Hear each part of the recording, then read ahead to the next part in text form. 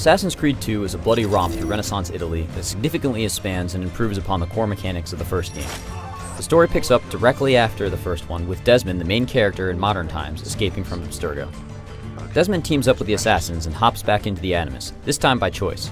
The goal is to train himself as a deadly assassin by experiencing the life of his ancestor, Ezio Auditore de Firenze. Insieme per la vittoria! Insieme! We jump back to Renaissance Italy and the fun begins. Afraid to handle things yourself? Your sister seemed quite satisfied with the handling I gave her earlier. Uccidetelo! I'll kill you for what you've done! Guards! Arrest him! Right off the bat, the game sets up an intriguing tale of revenge in both the past and the present. There's solid story development, and while the control option can be almost overwhelming at times, there's a lengthy in-game tutorial that holds players' hands as they learn to free run, pick pockets, do combat, hide, and of course assassinate their targets. Assassin's Creed 2 is a visual delight. The animations are still top-notch, and the dramatic music rounds out a high-caliber presentation. The Renaissance setting also adds a dose of much-needed color and humor to the series. Do I know you from somewhere? Don't you recognize me? It's me, Mario! You'll want to play with the subtitles on just to catch all of the comical Italian banter between the characters.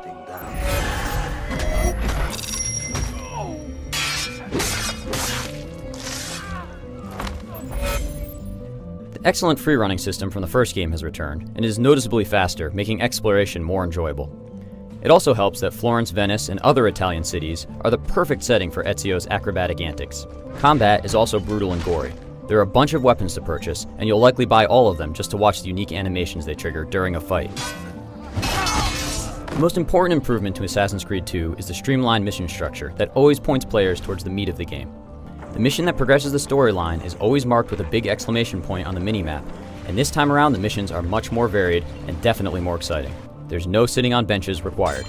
The addition of a monetary system means that there's a good reason to go treasure hunting, and it adds a host of shops to the city, including one for armor and weapons.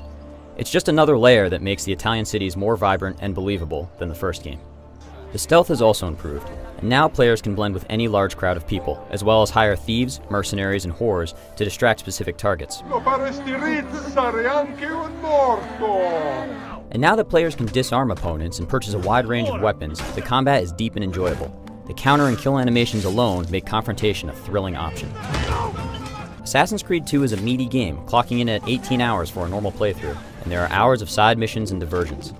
There are tombs to be found that include some excellent Prince of Persia platforming and an entire villa that players can upgrade by purchasing art and architectural improvement. If you release me, we'll spare your lives. Ah! Listen to me! Ah! If you weren't thrilled with the first Assassin's Creed, it's likely that your problems have been addressed. The sequel does include a few flaws, one being that it isn't exactly difficult. Aside from flying off a ledge due to a less than perfect camera angle, players will hardly ever find themselves close to death. But Assassin's Creed 2 is a real sequel. It didn't just refine elements of the first game, it added a huge amount of new content and interesting gameplay mechanics.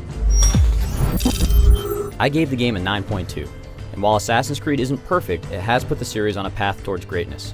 You can read the full review on IGN.com.